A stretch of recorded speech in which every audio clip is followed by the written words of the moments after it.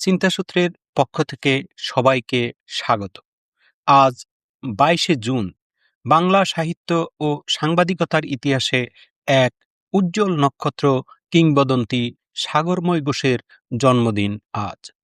1912 সালের এই দিনে তিনি চাঁদপুরে জন্মগ্রহণ করেন।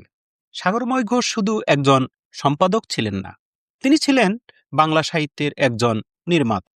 প্রায় অর্ধ শতাব্দী ধরে দেশ পত্রিকার সঙ্গে যুক্ত থেকে তিনি অসংখ্য কবি, সাহিত্যিক, কথাশিল্পীকে পাঠকের সামনে তুলে ধরেছেন।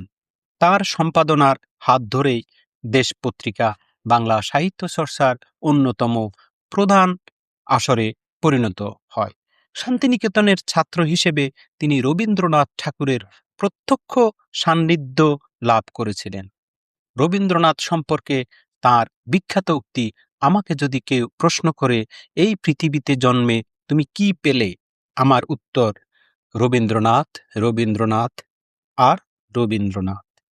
দেশ পত্রিকায় যোগদানের পর তার প্রথম দায়িত্ব ছিল কবিগুরুর কাছ থেকে একটি কবিতা ও একটি গল্প সংগ্রহ করা। সেই গল্পটির নাম ছিল শেষ কথা। বাংলা সাহিত্য ইতিহাসে এটি এক স্মরণীয় ঘটনা। সাগরময় ঘোষের সম্পাদনায় প্রকাশিত হয়েছে বহু কালজয়ী রচনা। সমরেশ বসু, সুবোধ ঘোষ, সত্যজিৎ রায় সহ অসংখ্য সাহিত্যিকের সৃষ্টিকে তিনি পৌঁছে দিয়েছেন পাঠকের কাছে। বিশেষভাবে উল্লেখযোগ্য, তার অনুরোধেই সত্যজিৎ রায় দেশের শারদীয় সংখ্যায় ফেলুদার ধারাবাহিক অভিযান লেখা শুরু করেন। নিজে বড় লেখক হওয়ার চেয়ে তিনি অন্যদের লেখক করে তুলতেই বেশি আনন্দ পেতেন। তাই বাংলা সাহিত্য তাকে স্মরণ করে একজন নিরপেক্ষ, দূরদর্শী, সাহসী সম্পাদক হিসেবে।